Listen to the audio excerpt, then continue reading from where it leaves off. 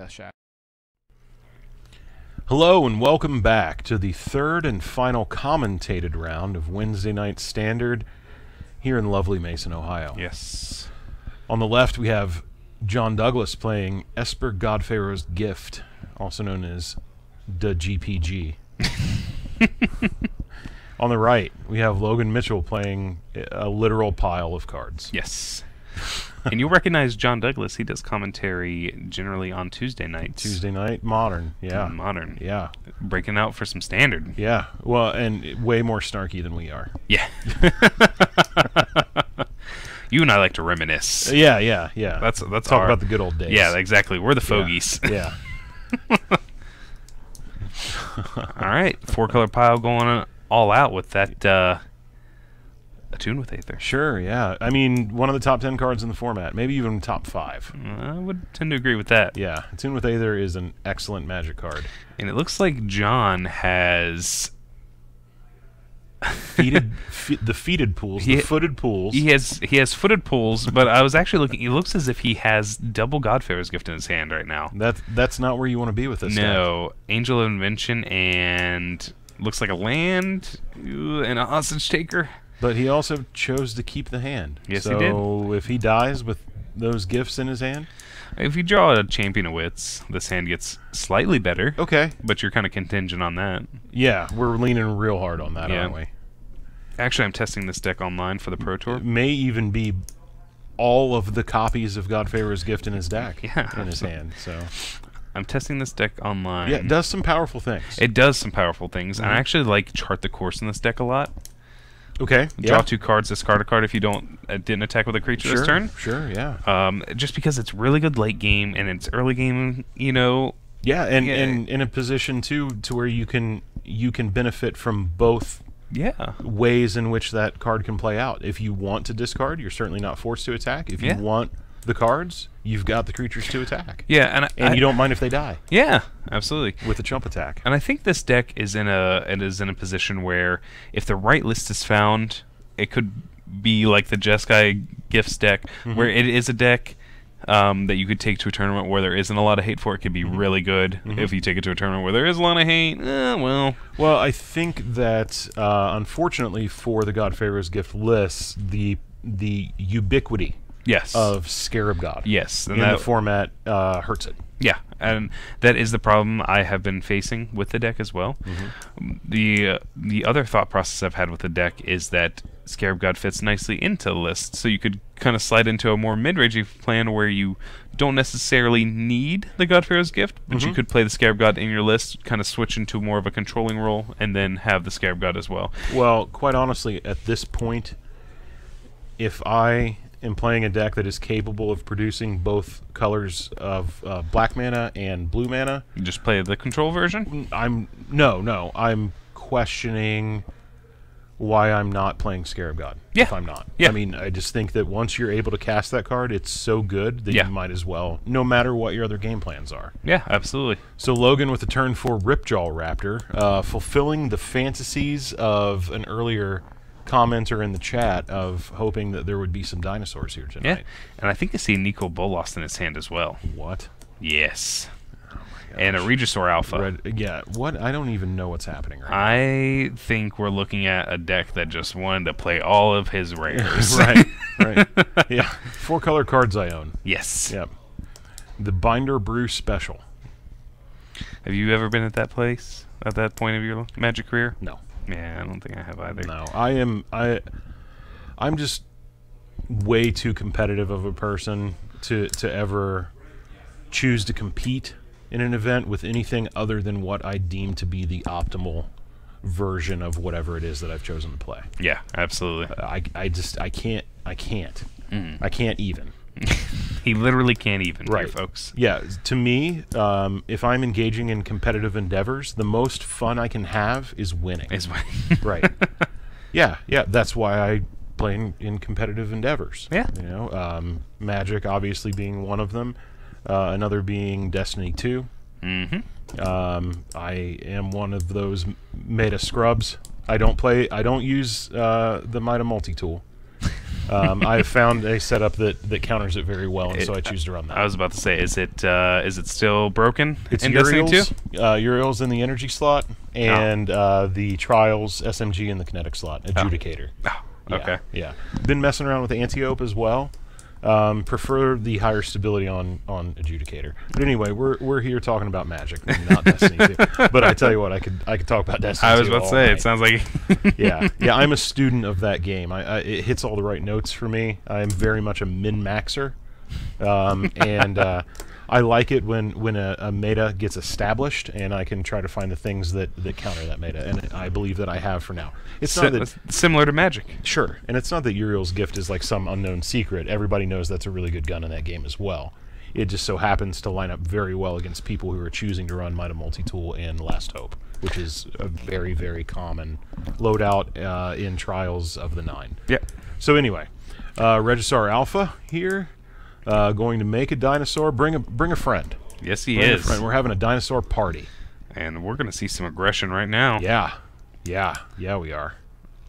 It's all happening. I like this block by John, shooting the token, and making sure that Logan doesn't get to draw a card off the Rampage trigger on that Ripjaw Raptor. Absolutely. Yeah, and he's also going to get to loot with that gate to the afterlife, and gain a life, and pick up a Champion of Wits and put an Angel of Invention in his graveyard. So even though he's losing resources on board, he is significantly improving his position within the game as a whole. Absolutely.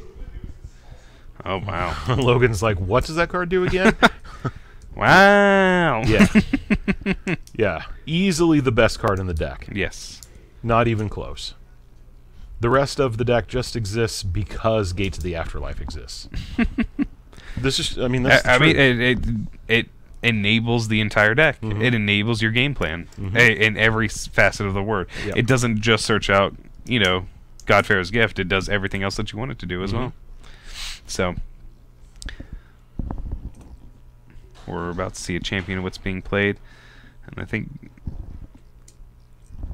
So, Tactical Dragon, unfortunately, Michael Farrell is not here tonight, nor does he engage in the standard Magic the Gathering format. No.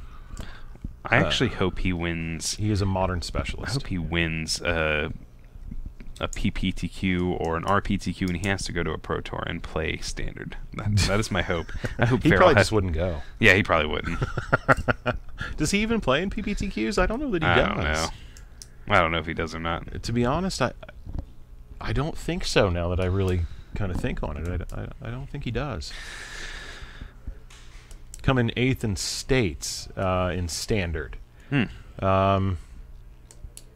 New York. Well, that was like, what, 3 or 4 centuries ago? So, completely irrelevant now. Logan's still with the Ripjaw Raptor and the Regisar Alpha in play. And this is why I didn't like John playing his... he played his land for turn prior to playing his Champion of Wits. If he would have played his champion prior to, he would have been able to play the Concealed Courtyard that he has in his hand prior to. Okay. Sacrifices the Gate to the Afterlife, though, and gets the... Godfarer's Gift back? Yeah, out of the graveyard, and Logan... perhaps unwisely has spent his Abrade on the Champion of Wits in an effort to force through damage. Yep. And John draws an untapped 7th land here, and he's going to windmill slam that second Godfarer's Gift. Yep. And Logan is going to regret all of his decisions in life up to this point. Yes. Including spending that Abrade on something that was utterly meaningless. Yep. In the grand scheme of things. Now, John did have the second gift. Logan doesn't know that. Yep. All he knows is that he has an Abrade in hand, and his opponent is looking to put a very powerful artifact in play. Yep. So I think pretty much no matter what, you don't make the play of using the Abrade to kill a chump blocker. Yep. And John drawing 5 cards here, discarding 2. Yep. And he's probably going to get in there for, 11. All of the things are happening. Yes. 11 total. And John's going to go up to 15. Logan to 3 with lethal in the air. Yep. And the ability to block that Ripjaw Raptor profitably. Yep. Now, what do we have in hand? I see Nico Bolas. Indeed, you do. I don't know what it does here other than killing an Angel of Invention, but John has 2 more Angel of Inventions in his yard. And still with those 2 Godfavor's gifts in play. Yep. Another situation in which Nicole Bolas Godpharaoh is literally irrelevant. Yeah. And that's the thing about the card. For 7 mana, even though it reads like it's very powerful, even though it actually in some situations is very powerful, by and large, by the time games have reached this point, it just does not do enough. Which is funny that Standard's in that sort of position, because generally these in Standard formats of old, you would think you would get to this format or this point in the game and you slam that down, you just win the game. No, the truth of the matter is that other decks are doing equivalently or even more powerful things for less mana. Yeah, absolutely. All right, and Logan sees the writing on the wall, scoops him up, and we're going to go on to game 2. So Logan, I'm wondering if he has access to Duress in his list. And even then, you know, I don't feel as if Duress is that good against this Godpharaoh's Gifts deck. So we have a question in the chat. What do you think of blue-white approach in Standard? You first. So after its first week, and the reason you didn't see it at Worlds, in my honest opinion, is that the deck is kind of hated out at a certain point. It doesn't... Hated out by what? So these mid-rangey decks that you see, Temur, Sultai, even decks such as Blue-Black, they play cards such as... I think it's easily hated out with cards such as Duress and Negate. Exactly. At which these decks tend to put on a lot of pressure early game that the deck has a harder time dealing with Long Tusk Cub, things of that nature, and they're able to hold up, you know, counter magic, and you know. So you go to Fumigate, and they say, "Nah, baby, nah." Or they play a Duress, take that Fumigate, and then you're like, "Oh well." Right, guess lose. Yeah. So the blue-white approach deck does something very well, which is that it enables its own game plan, which is clear the board, keep the board clear, gain life, extend the game, and win with my win condition. Yep, cast Approach the Second Sun twice. The problem is the deck plays that win condition singular, and then just does nothing else. And if your opponent is proceeding with their game plan and they present pressure, and then they're able to have some form of counter magic or disruption in the form of Duress, it's very easy to lose those types of games with that deck. And so the natural extension of that then is, okay, well, let's just stick Torrential Gearhulk in there, because, hey, that's a real good card. Yes. Right? Here's the thing. Blue-White Approach doesn't have a lot of cards which benefit that, that interact in a beneficial way with Torrential Gearhulk. Yeah. They can flashback a Glimmer of Genius. Yeah, great. You're still probably going to get your Gearhulk killed, and they're still going to have the negates for the actual win condition. The legitimate reason I don't like the deck right now is its removal. It lost Immolating Glare and it lost Blessed Alliance, which were 2 big removal spells for it. I know people still talk about Farm to Market being a card. Well, that costs 3 as opposed to 2. So you're not interacting in a favorable way with the board. In a vacuum, the deck is the best positioned deck to take advantage of the power of Searcher Azcanta. Absolutely. In a vacuum. Absolutely. We don't play Magic in a vacuum. No. It's real vacuums generally too small to fit one person, let alone 2 people to play a match. You ever tried to get into a vacuum? I can't shop vac. Okay. It'd still have to be a real big shop vac. Yeah, you're right. Yeah. I'm not, commentating on your size. I mean, as a gentleman of size myself, it would take quite a large shop vac to accommodate me as well. I'm just saying, vacuums, generally speaking, not made to hold humans. No. Right. So, yeah. Sorry. I couldn't help myself. I guess we got off on a tangent there. So, I have to imagine that somebody out there in internet land listening to us blather on about playing Magic inside actual vacuum cleaners is just like, where did they get these people?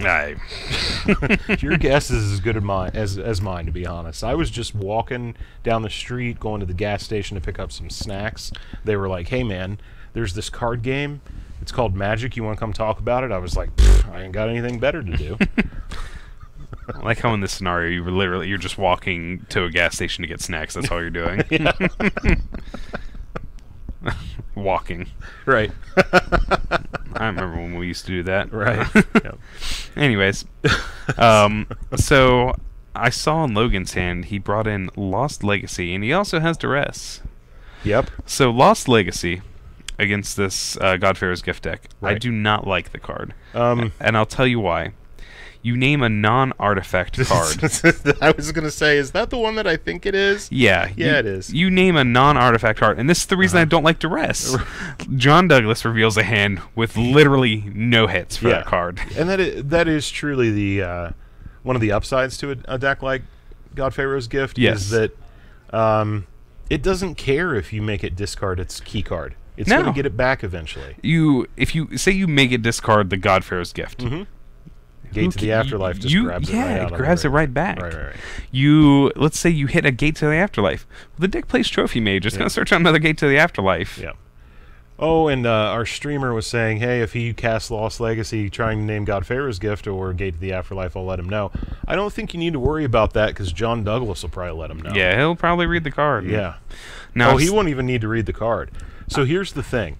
John is a huge opponent of cards like Lost Legacy. Yes. Okay, so he chooses to name Angel of Invention. And the other reason I don't like this, it's okay. It's not the worst choice. It's not worth a card in 3 mana. No, absolutely not. You'd rather play a threat or something like that. Right. You're hitting his Angel of Invention? Sure. Okay. Absolutely. So you've taken the best threat out of his deck. You still haven't taken the best card out of his deck. Guess what? He's going to get back these small little creatures. They're going to be 4/4s. He's eventually going to mass an army. And he's just going to keep beating you down with them. He's still going to beat you with Hostage Takers and Champion of Wits. Absolutely. Right. Yeah, so that's the thing about cards like that. And as an extension to the story about John, he's such a huge opponent of cards like Lost Legacy, similar effects, Extirpate, that kind of thing. John, at one point, bought out GameSwap Mason and I think other local stores of copies of Lost Legacy specifically to save other players the mistake of playing cards like that.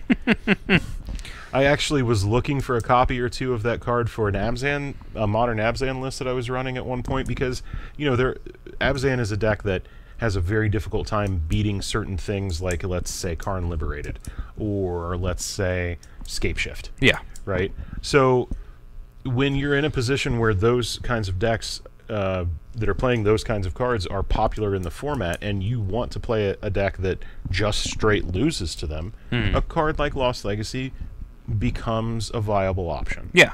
And so I went to purchase 2 copies of Lost Legacy, and I was informed that they didn't have any.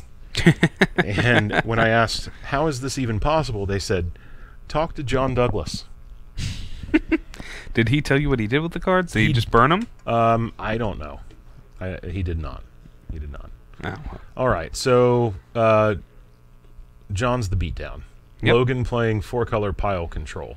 Not necessarily where I think he wants to be when he's playing cards like Ripjaw Raptor and Regisaur Absolutely. Alpha. And I see he takes out a Champion of Wits with a Vraska's Contempt.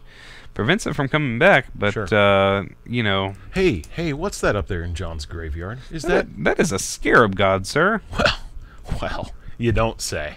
So John has made the correct choice of choosing to play the Scarab God in a deck that can produce both black and blue mana. Yes. Right. Good on him. So he's like, you know what? This card's just so good, I don't care what my other plans are. I'm going to play it. And that is the correct decision. Yep. Earlier I labeled it the Jace the Mind Sculptor of creatures. Yeah. While that is certainly hyperbole, I don't think that it's 100% inaccurate. In terms of the level of influence that it has on the format, in terms of the raw power level, that it has compared to other similar cards in the format. I would agree with that. The difference between the two being during its time in Standard, I will say Jace did have a big Wizards reprinted. We'll say Be Wizards. careful here, because there was a time when Jace the Mind Sculptor was not Jace the Mind Sculptor. No, absolutely not. And what I'm saying is, Wizards reprinted Lightning Bolt to combat it, and also Bloodbraid Elf. Absolutely, was in the format to combat it. So it took quite some time before it literally took over the format. Yeah, in the hands of at first Callblade and then finally Twinblade. Yeah. Well, first it was Call Go. Easily the most broken Standard deck of all time. Yeah. And I am a man who has acquired a first turn kill in Standard, then known as Type 2, with Tolarian Academy. Still not quite as broken as Twinblade. All right. Discards 2 hostage takers, and he's going to be like, nice Lost Legacy, bro.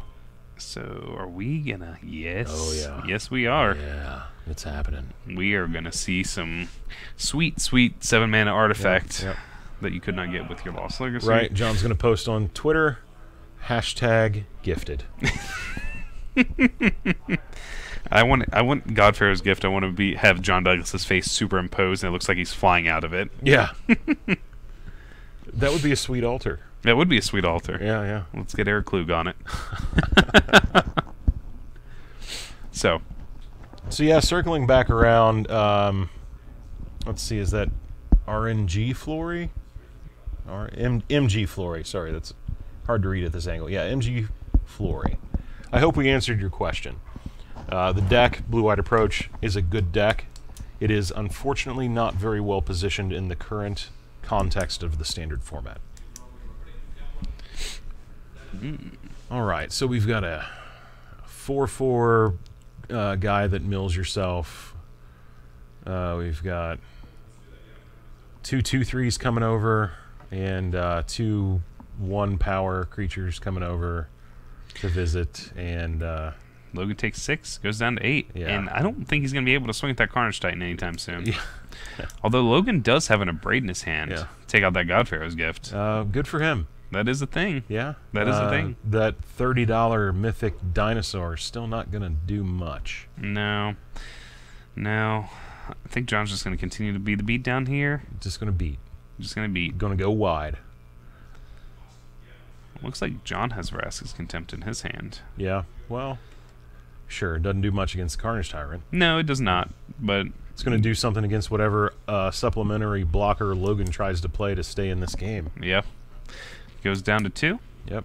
And yeah, we're going to need Hour of Devastation at this point, and we're going to scoop him up. Scoop him up, and that's going to do it, folks. John Douglas with Esper Godfavor's Gift wins 2-0 against Logan Mitchell in his 4-color actual pile. Yeah. Excuse me. Okay, so that's it. The third and final commentated round of Wednesday Night Standard here at GameSwap Mason. Hope you guys have enjoyed the content tonight. Now stick around. There will be a 4th round. Yep. However, it will not have our velvety, dulcet tones coming across to talk about it and other things like Destiny 2. So hang out. And as we mentioned before, if you dig what you're seeing, hit that subscribe button. It's currently half off all subscriptions. So that $5 subscription, it's only going to cost you $2.50. And the subscriptions on Twitch don't auto-renew. So if you choose not to continue subscribing to the stream, that's fine. But now's the time if you're going to. Half off is a big deal. I, myself, have subscribed to 2 Destiny 2 streamers this month because of that deal. I've never subscribed before. Why not? Yeah, half off, supporting some content creators that I enjoy. Yeah, $2.50. Come on, let's drop in the bucket these days. Yeah, absolutely. At the very least, if you liked what you saw tonight and what you listened to tonight, hit that follow button. Check us out. Check us out on YouTube /Top Deck Productions stream. Rewatch the good old days. Yeah. Of 2 months ago. Check us out on Facebook. Check us out on Instagram. Yeah. Check out the stream owner on Tinder. I'm kidding. Yeah, we're on all the social medias, all of the things. Probably even on Waze as you're driving by. GameSwap. I know we're on Waze. Yeah, there's a little symbol. There's a little symbol that shows up with probably nerds. Warning, nerds. I think we're on ESPN 8 The Ocho too. The Ocho. All right, folks. Well, these idiots are done. It's been real. It's been fun, and because I've been hanging out with my buddy Zach West, it's been real fun. I'm Jason Morgan. I'm Zachary West. All right, it's been great, folks. Thanks for hanging out. Have a good one.